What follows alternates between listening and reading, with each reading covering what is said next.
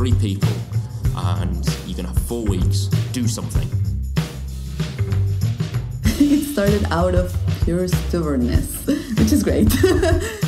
Without necessarily meaning to, I think we found this quite interesting niche. No, we did some stuff, and the fact that it's invisible means it works. I think art is encoded knowledge and experience. At that time we were really fascinated by the whole transmedia concept. That was it, not the time-travelling robot idea that we had. Hello and welcome to the Technique Podcast. I am Sam Fry and this is the podcast where we speak to artists about technology. Today's episode is with a digital artist that works with a number of digital platforms, although they're best known for their work on Minecraft. The artist is, of course, Adam Clarke. Here he is to explain what he does. So my name is Adam Clarke and I'm a digital producer, I suppose. I also make Minecraft maps for museums and also for the general public as well. I'm part of a company that makes Minecraft maps for the Minecraft marketplace. Apart from that, I also do a range of videos and sort of interactive digital stuff. So yes, it's Adam Clarke. I first came across Adam's work when I saw him speak at a Remix Summit in London, which is an event where people talk about their work at the intersection of culture, technology and entrepreneurship. At the time I knew very little about Minecraft, which, if I'm honest, I don't know a huge amount about even now. Yet Adam kind of blew my mind, as he was creating art in what some might think of as just a video game. He spoke at the time about a project that he was doing at the Tate called Tate Worlds. What he had done is he had essentially recreated parts of the Tate and some of their collection in Minecraft. And what you could do is you could actually enter the artworks and explore them. Pretty amazing, right? Adam talks a bit about that project and some other amazing things that he's done in Minecraft. Also as a popular YouTuber, and his work on other platforms such as Dreams, a new PlayStation platform where you can create all kinds of experiences like interactive adventures, platform games or just puzzles. I find Adam really inspiring and it's fascinating to hear about his creativity and how he is driven by working with people and how to him the act of creating art is inherently good for you. So, let's get into it. Here's Adam starting by explaining how he first got into art. Yeah, so as a kid, I was only good at art. Okay.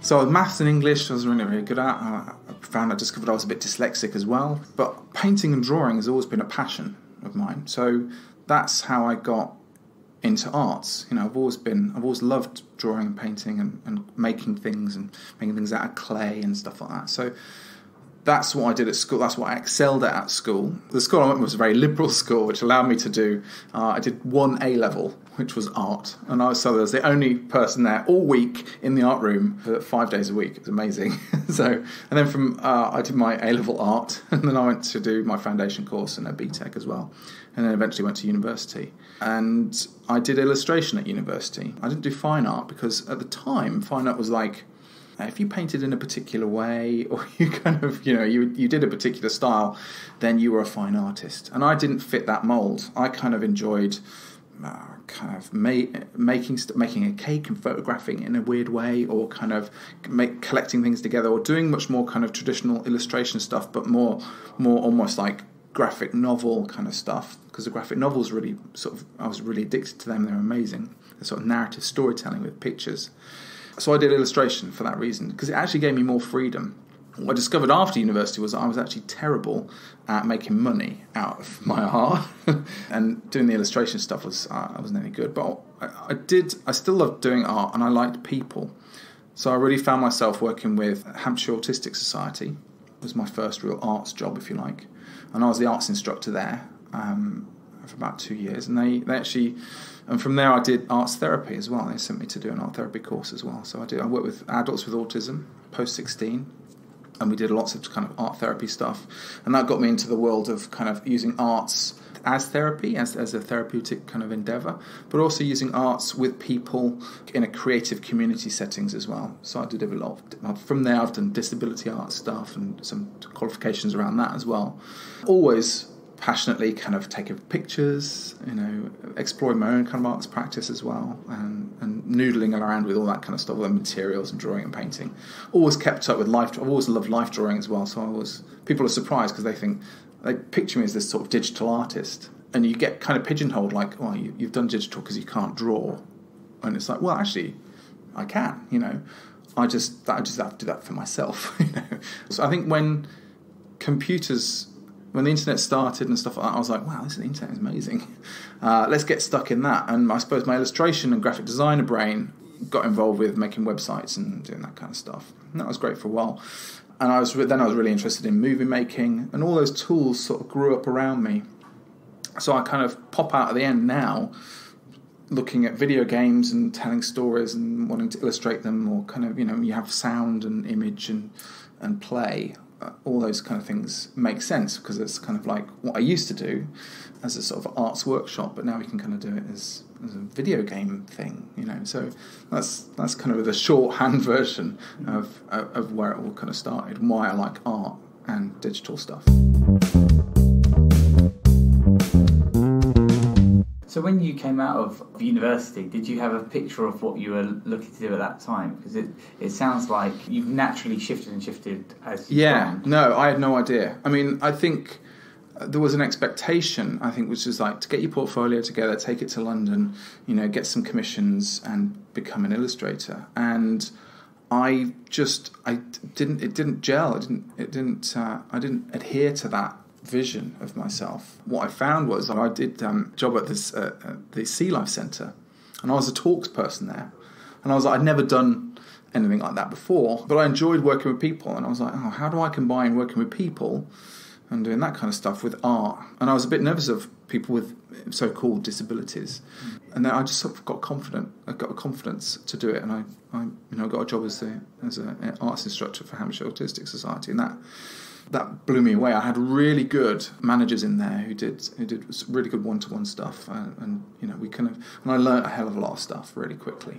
which gave me a ton of confidence about who I was, what all this meant. There was great reflection times in there. I mean, you don't really get that nowadays. It's really unusual, but I think I was really lucky, and that gave me a kind of an idea about what I wanted to pursue, and I wanted to work with people using arts for self-development and also self-expression. Those are my kind of key things. I thought self-expression is everybody self-expresses through an art or a creative endeavour, whether that's baking a cake or making a poster or kind of doing anything creative. It's good for you, and so that's what I really believed in, and still do. The story of how I got into Minecraft was I had been working in schools. Once computers came along and they became so small that you could put it in a bag and you could take it with you, I started doing digital things in schools and museums. And most of the time for that, schools and museums, what they wanted some sort of animation, or they wanted some interactive something that you could do with a large group of people. So before Minecraft came along, I was doing plasticine animation, often around the theme of, I did a lot of climate change stuff. This is like 10, 15 years ago, right? So I did plasticine little models of plastic like polar bears and penguins and other kind of creatures, and the kids would make these things, and then I would video their mouths and I'd superimpose their mouths on there, and it'd be very creature comforts, very quick and easy within that kind of stuff. And then within schools I started to then play video games as well. And the school didn't really ask for that. I was like, I've got 15 minutes at the end of the session. Should we play Spore, or should we do... So there's a range of video games that I started introducing to schools that I thought, for me, were really interesting. And Minecraft came along at a time when I was looking for a way of... I wanted to get a group of people together to create three-dimensional something in an online environment, whether in a classroom, but also outside of a classroom, in a community. And we were looking at Second Life to do that, and Second Life was great, and I really enjoyed it, but it had a dark edge to it, and it was uncomfortable for young people. I wouldn't want to use it. There was a sort of a youth Second Life thing, but again, very difficult to sell to a school. and the amount of computers and stuff like that they needed was out of the range. Most schools don't have computers that could run the graphics that were needed for this stuff, or have the internet connection, especially in rural areas where I worked. However, Minecraft worked online at that point on pretty rubbish computers in a web browser. So I started using Minecraft there for kids, and what I noticed was immediately kids understood exactly what it was. They really enjoyed moving around these spaces, creating things together, and what I saw then was a massive potential for kind of creating engaging content using Minecraft and young people's kind of imagination and play. So that's how it started. And I think the big break was when I got shortlisted for the IK prize with the Tate Britain. So Tate Britain had the IK prize come up as the first year it was being done, and earlier on in the year I'd been working for a museum called Tully House.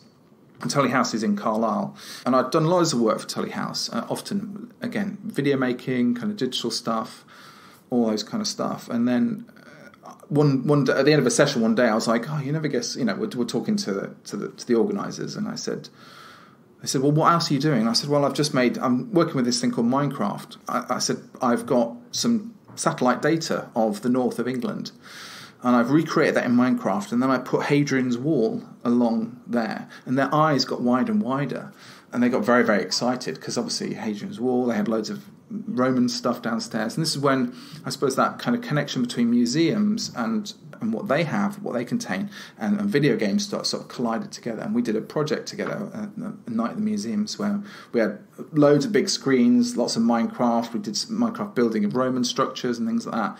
We showed off the kind of that satellite data of the Hadrian's Wall, what Hadrian's Wall looks like in scale.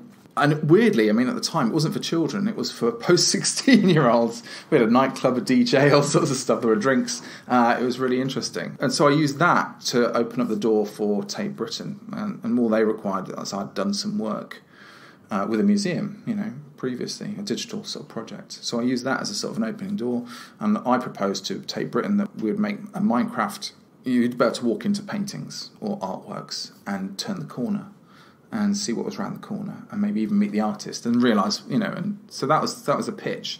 And we got shortlisted for that, and there were kind of 4 or 5 shortlists, and there was a big competition. I didn't win it, because it was like, I don't know, £60,000 production prize money and £10,000 for you. I was like, and I was poor, like just an individual artist in the north of England. But after that, after we didn't win it, what it did is it validated this idea. And a couple of weeks later, Tate did get back in touch, and they said, look, we haven't got that budget, but we've got a smaller budget. Let's still do it. It's a really good idea. So we went ahead and we did what then got turned into Tate Worlds, which was sort of 6 maps, Minecraft maps, where you literally walk into paintings and meet the artist and go on a kind of creative adventure, learning about art history at the same time as playing a video game. It was delightful. And I think from then, everything has come off from that. I've got approached by lots of people, because it was the most engaging project that I think Tate Britain has ever done. So for that age group.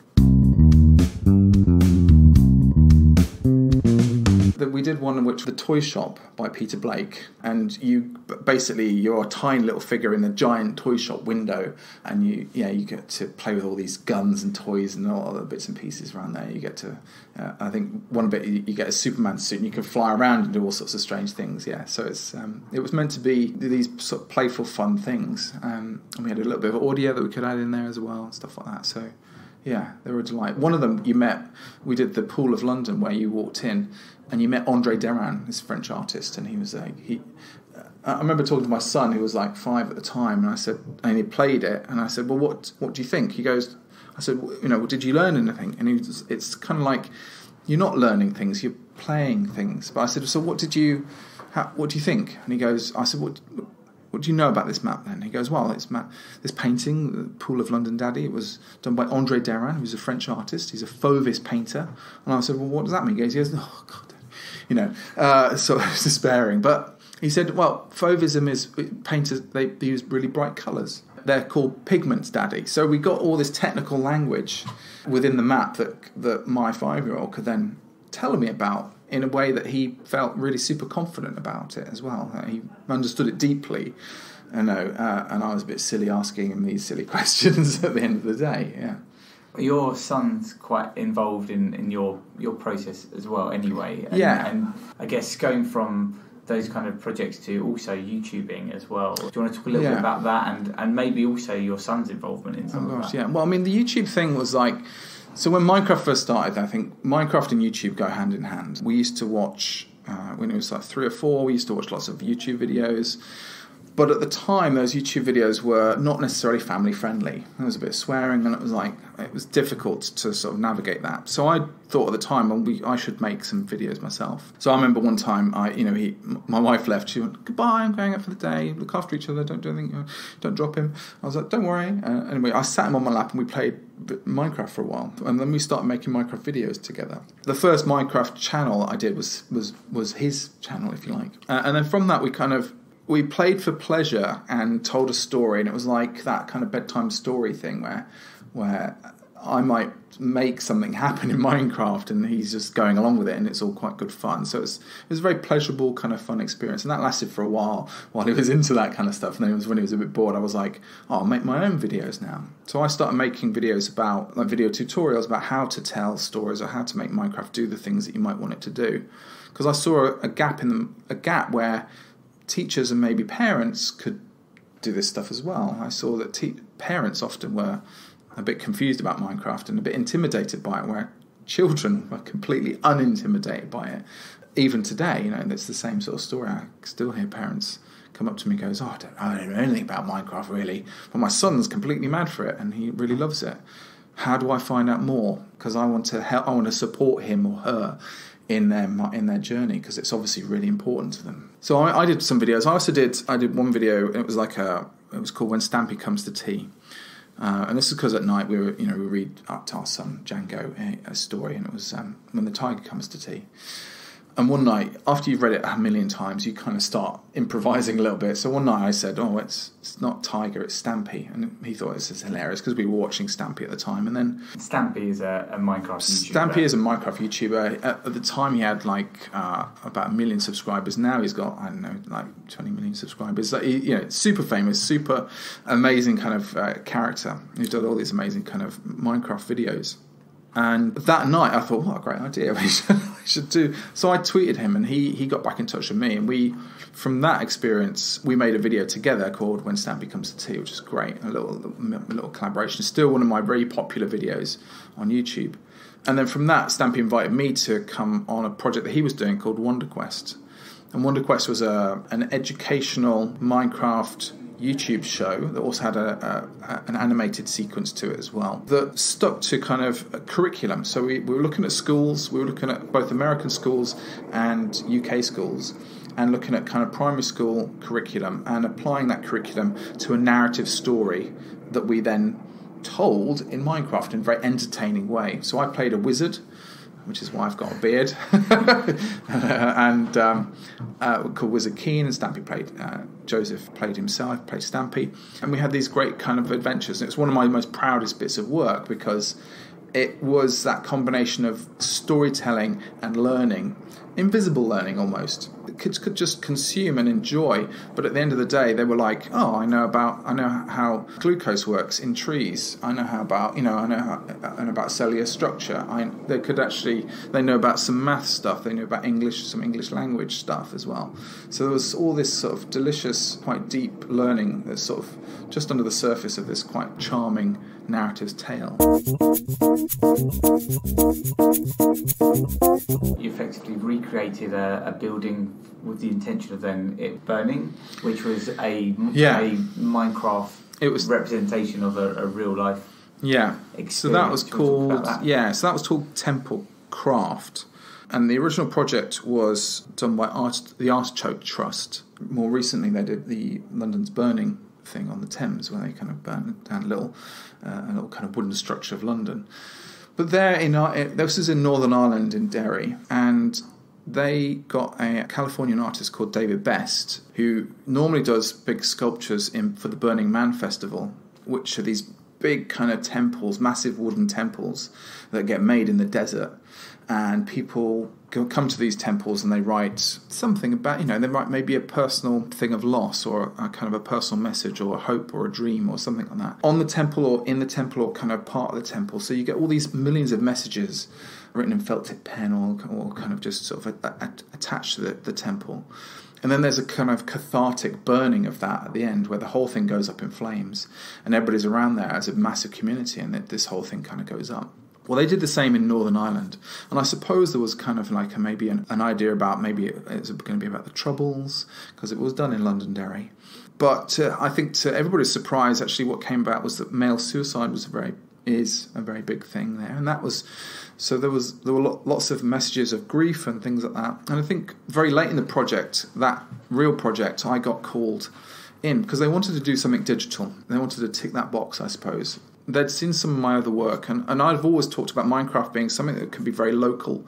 It can be also online and international, global. They invite me along to kind of rebuild the temple in Minecraft. So we could actually invite people from not just from Northern Ireland, but from around the world to participate in this thing through Minecraft.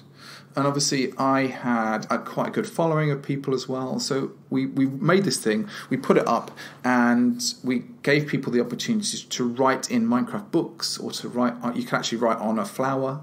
You can name items and objects and things like that, and put it in a frame. And so we opened up ours to the public, and we put into place things like they couldn't burn it down, they couldn't change anything themselves. That got built, and then at the end of our end of the week, we burnt our version down just before they burnt the real version down in Northern Ireland on top of this hill. And that was an amazing moment because it taught me that something as ephemeral as a digital video game could have deep resonance and meaning to people from all over the world, that it became a meeting space for people's grief and outpouring and messages of hope and despair that you could then go around and read. And we had some data showing exactly, and it was a global project where we had, America, South Africa, Singapore. We had all sorts of people from all sorts of different backgrounds and different ages visiting it and creating videos and projects and writing poetry and books and stuff like that. And it was very amazing because I think reflecting on it, it was overwhelming, the response to it and the meaning that it gave to people. So to be part of that was I was very fortunate to be part of that. That experience has taught me a lot about kind of taking it seriously. When you make creative spaces online for people to participate in, you can give people a voice for themselves, and that can be very authentic and meaningful.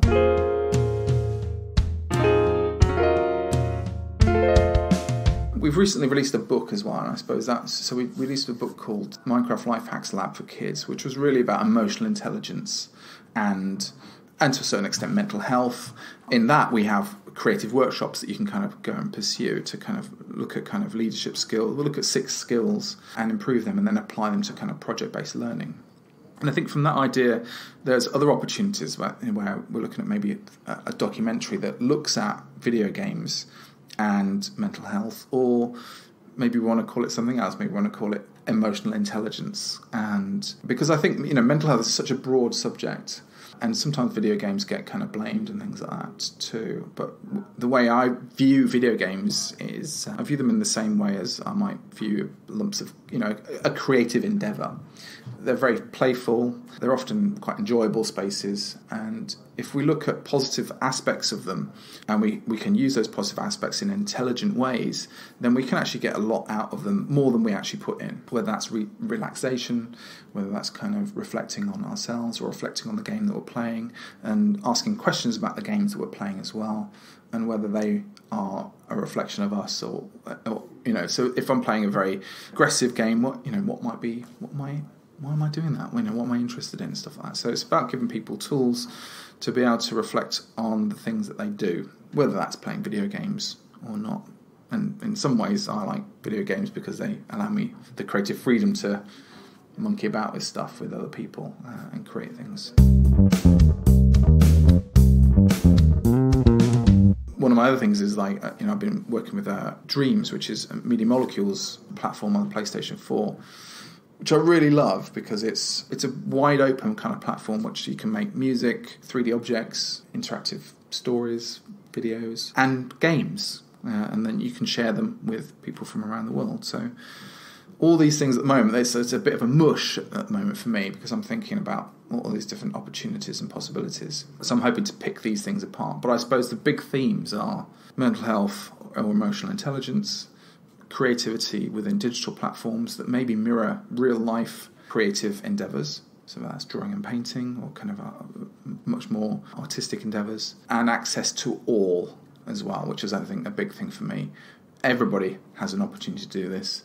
Everybody should have opportunities to do this as well. You don't have to be artistic, in inverted commas. You can just be having a lovely play with something, and it's still a creative endeavour, and you should get the same sort of feelings and immersiveness as you would if you were drawing and painting, for example.